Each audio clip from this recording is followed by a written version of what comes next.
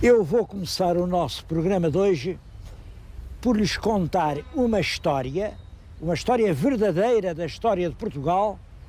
E, apesar de verdadeira, acho que ninguém a conhece. E é, de certo modo, uma história que é oportuno lembrar. Parece que o nosso rei Dom Sebastião estava em Almeirim, estava assim um tempo mau, estava a chover muito, e ele não podia ir caçar. Estava com os cortesãos e começou a contar histórias. Os caçadores todos contam muita história. Ele diz que uma vez saiu e havia assim, passava uma ribeira, ele meteu-se à ribeira, mas mal deu por si, diz ele, dava-lhe a água pela cítara. Bom, aqui entre nós eu também não sei o que é cítara. Andei a ver, nos dicionários espanhóis dessa época, cítara é assento. Portanto, por aí eu calculo que cítara, assento, seja o rabo, enfim. Mas também é verdade que nessa altura, em Itália, cíntula significava a cintura. E, portanto, dar a água pela cítara, naturalmente, era dar a água pela cintura. Não sei bem o que é, mas também não importa muito. Quer dizer que a água chegava muito alta. Dom Sebastião contou isso, e os rapazes riram-se muito, mas estava lá um professor, Dom Sebastião, um tipo muito sabedor, que era o António Montes. Minto, era o António Garcês. António Garcês ouviu aquilo, água pela cítara, e perguntou a um dos colherotes que se tinham rido muito. Assim saiu o rei ver, disse lá, olha lá, o que é isso da cítara?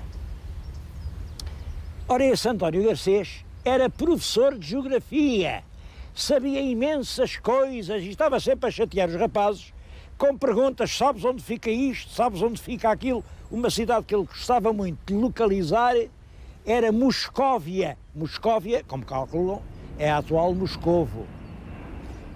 Então o escudeiro deu-lhe uma gargalhada e disse assim, epá, e andas tu a chatear a gente, onde é que fica Moscóvia? Sabes onde é Moscóvia e não sabes onde é a cítara. Malaja quem te ensinou.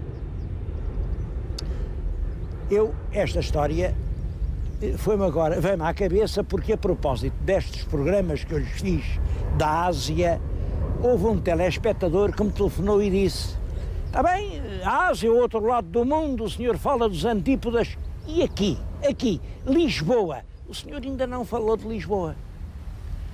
Eu caí em mim e acho que sim, prezado telespectador, tu tens toda a razão. Eu hoje vou falar de Lisboa. Olha, esta casa que está na nossa frente é o Museu de Lisboa. Bom, já agora, é certo que eu nunca falei de Lisboa, mas pergunto, e vocês que me estão a ouvir, já vieram a este museu?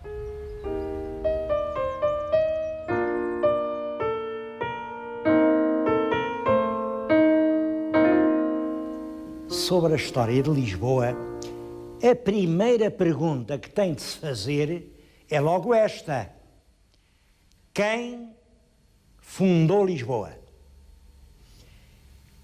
Tenho de lhes dizer que uma pergunta destas só tem duas respostas certas. Uma é ninguém.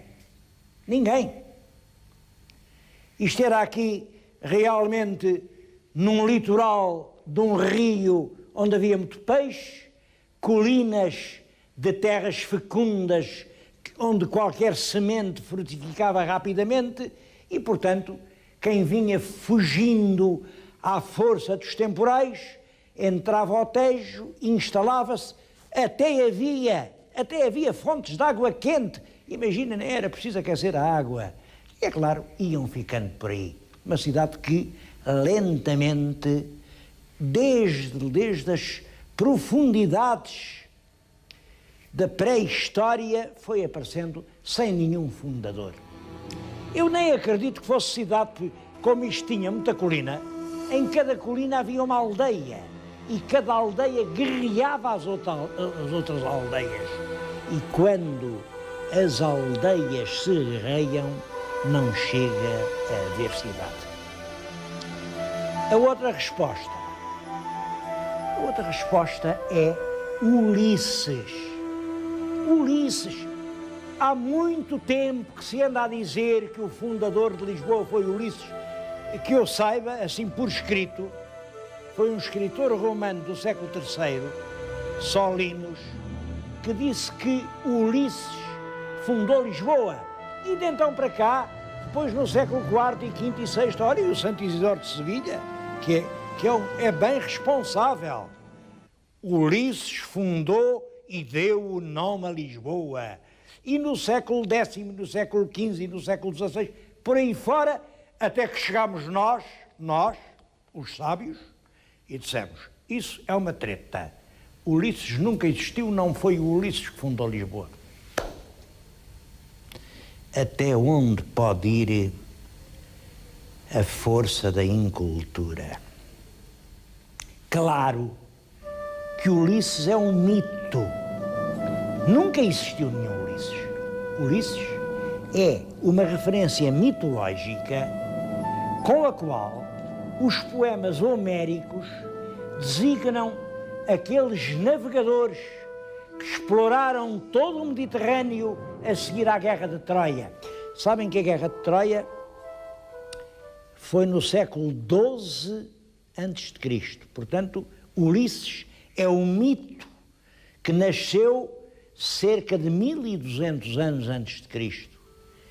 E os mais antigos vestígios que se têm encontrado nas escavações no claustro da Sé de Lisboa apontam exatamente para 1200 a.C. Foram os fenícios, vinham lá de longe do Mediterrâneo e chegavam até aqui porque os fenícios vasculhavam o mundo todo. Portanto, dizer que Ulisses, o nome puramente mitológico, simboliza esses ignorados navegadores que vinham desde o fundo do Mediterrâneo e entraram explorando a foz do Tejo, dizer isso é dizer verdade.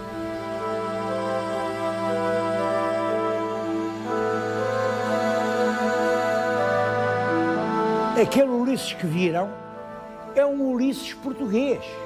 Aquilo é um mosaico que apareceu há pouco tempo em Santa Vitória do Ameixial, no nosso Alentejo, região de Estremoz. Mas eu disse-lhes uma frase há bocadinho, disse-lhes que os fenícios vasculharam o mundo inteiro. É claro que isto tem que ser explicado. Vasculharam o mundo do tempo deles. Tenho aqui uma carta do Mediterrâneo, mas a Fenícia era tão longe que nem vem aqui. Como sabem, aqui a costa da Turquia vai para leste e aqui, é aqui neste ponto do Mediterrâneo que ficavam as grandes cidades fenícias, Bíblon, Sidon, Tiro. E foi daqui que eles partiram com os seus barcos, percorreram todo o Mediterrâneo. Não há dúvida nenhuma de que chegaram, isto é Cádiz. Cádiz é uma cidade de fundação fenícia. É certo. As últimas descobertas do claustro da Sé mostram que é certo, que eles vieram aqui, entraram aqui e estiveram no estuário do Tejo. Bom, mas, como lhes digo, isso não era ainda uma cidade. Os fenícios vinham fazer o seu negócio porque eles tinham descoberto que faziam tecidos, pintavam os tecidos com umas cores garridas, principalmente a púrpura, que os nativos gostavam e vendiam aqui uma coisa, compravam além e são eles os primeiros habitantes civilizados de uma civilização urbana que chega a Lisboa. Isso está hoje comprovado pelas escavações feitas no claustro da nossa catedral. Mas cidade, em minha opinião, foi quando os romanos vieram. Os romanos chegaram, instalaram-se naquele castro que havia no alto do castelo, naquelas colinas, e aí sim fizeram uma cidade. Os historiadores de Lisboa dizem que era uma grande cidade. Bom, eu penso que nós temos que nos defender de uma certa tendência para o exagero.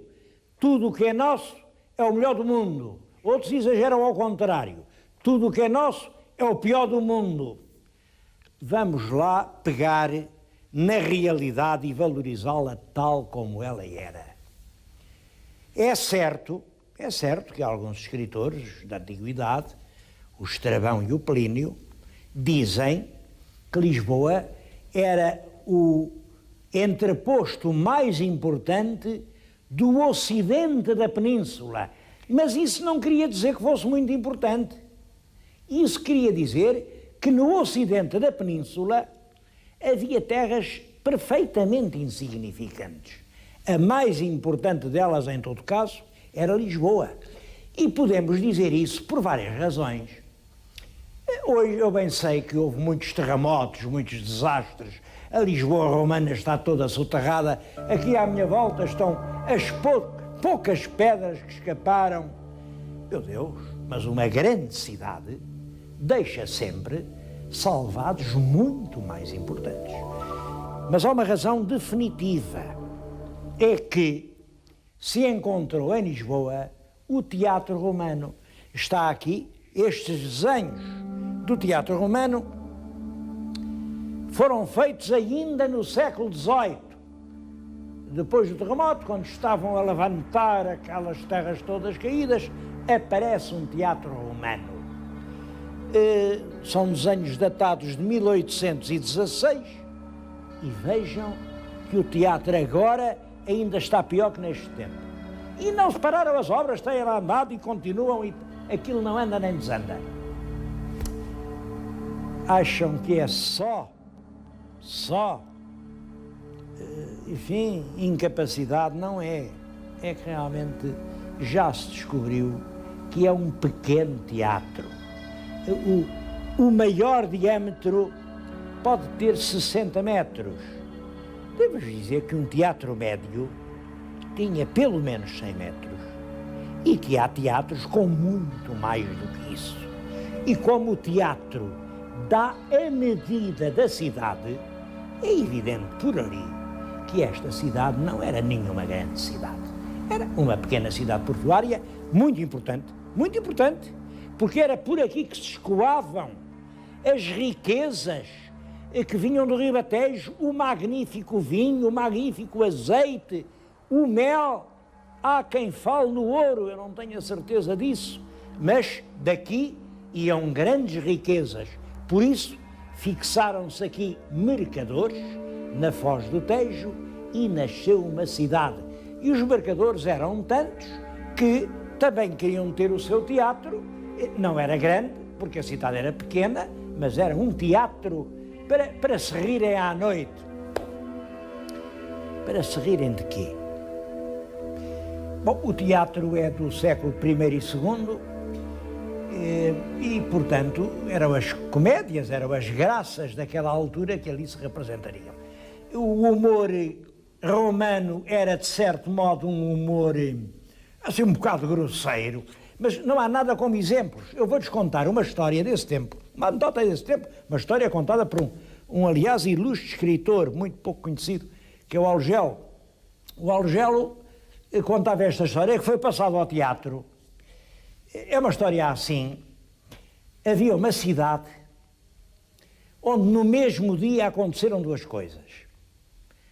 Morreu um cidadão muito ilustre, um cidadão como deve ser. E morreu um pavoroso bandido. Morreu o bandido, é claro, como devia também. O bandido morreu na ponta da corda que o enforcou, porque os juízes condenaram. Bom, o que é que a corda de enforcar era no cemitério. E havia uma lei nessa altura que dizia que quando enforcavam um bandido, ficava lá um soldado romano a guardar o corpo, porque as famílias tinham o costume de ir à noite, desatavam lá o homem da corda e davam-lhe uma sepultura mais decente. Portanto, ficava ali um soldado, toda a noite, a guardar o bandido, e se alguém roubasse o corpo do celerado, era o militar quem pagava com a sua própria vida. Agora, estou a ver, naquela noite no cemitério só havia duas presenças humanas. Era a honrada viúva do ilustre romano que tinha morrido e que chorava, debruçada sobre a campa a noite inteira, e era o pobre legionário romano, para cá e para lá, fazia a guarda ao corpo do enforcado. Bom, uma noite quente, uma solidão pavorosa, o que é que vocês acham que aconteceu? Naturalmente, que o soldado foi dar os pêsames à viúva e sentaram-se os dois sobre a campa e, bom, vocês imaginam o que vai acontecendo, até que eles se engalfinham um no outro, juram ligar-se para sempre, mas quando rompe a manhã, eles estiveram tão distraídos, que tinham ouvido os ladrões e roubaram o corpo do bandido. Bom, aí diz a viúva, epá, já não pode ser, olha, agora roubaram um bandido, vais tu pagar. Pois é, tenho eu que pagar. Mas tiveram uma ideia. Mas espera lá, está aqui o corpo do meu marido, que já não serve para nada. E ele sempre quis ser útil aos seus semelhantes. Pega-se neste corpo, pendura-se na corda, lá ficou o honrado senador apendurado. A esse ninguém o roubou. O soldado e a viúva casaram-se nessa tarde e foram muito felizes. Tem aqui um bom exemplo do que é o humor no teatro romano. Sim, para nós é um bocado cínico. Bom, mas era isto, era disto que eles se riam.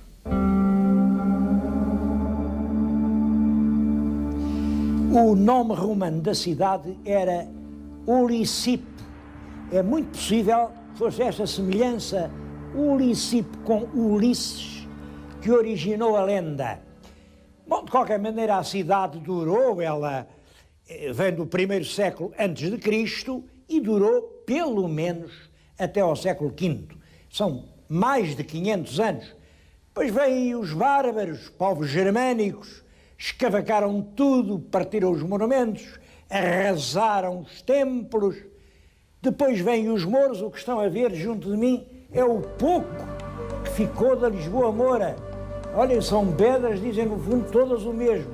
Diz que lá é grande, mas a cidade também não progrediu grande coisa, até que em 1147 o rei Dom Afonso Henriques conseguiu conquistá-la e ela passou a fazer parte do Reino de Portugal.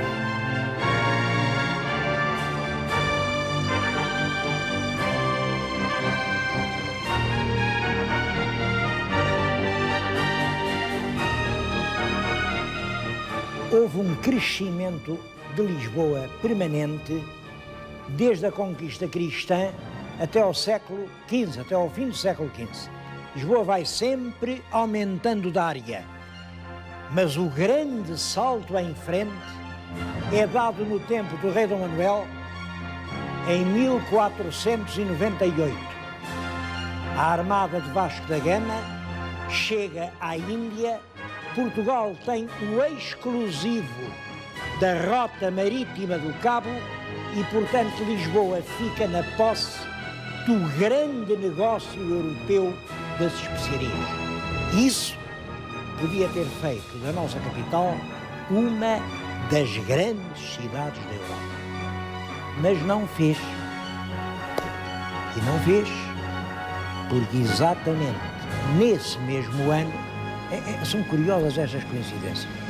Este mesmo rei lembrou-se de expulsar de Lisboa os judeus. Os judeus eram os empresários, eram os homens que arquitetavam os negócios, que os planeavam, que os executavam, que os pagavam. Bom, a destruição dos judeus, a perseguição, a seguir a Inquisição, os autos de fé, fazem de Lisboa uma cidade taciturna, uma cidade triste, uma cidade onde se reza muito, mas se ri pouco, uma cidade onde não há realmente vontade de rir. A cidade setecentista é realmente uma cidade de decadência. E chegámos praticamente assim ao terremoto. Como sabem, em 1755, um terrível sismo destruiu o centro de Lisboa. O terremoto é importante e realmente em toda a Europa teve um eco enorme. Essas gravuras que estão a ver são gravuras impressas em vários países e que dão uma ideia da emoção que o terremoto de Lisboa desencadeou. Mas a verdadeira importância do terremoto está na atuação do governante. Era Sebastião José, que ainda não era Marquês de Pombal, mas veio a ser quem enfrentou a situação e resolveu substituir a cidade arrasada por um novo centro racionalista, iluminista, fazer uma cidade como deve ser. Eu saliento isto, eu estou-lhes a falar aqui diante de uma gigantesca maquete da Lisboa pré-pombalina. Antes de Pombal, Lisboa era assim. E Pombal deu-nos o exemplo de que as cidades não devem ser confiadas ao acaso. Têm que ser planeadas, previstas, executadas com rigor. Bom, infelizmente, acho que foi um exemplo que nós não seguimos. Depois do esforço pombalino para fazer uma cidade racional, voltámos à cidade feita, enfim, conforme as circunstâncias permitem. Agora uma ruazita, além uma urbanização de quintal, e Lisboa hoje é realmente uma cidade cheia de imprevistos, mas uma cidade sem essa clareza geométrica, sem essas grandes perspectivas, sem essas vias enormes que são características das grandes cidades.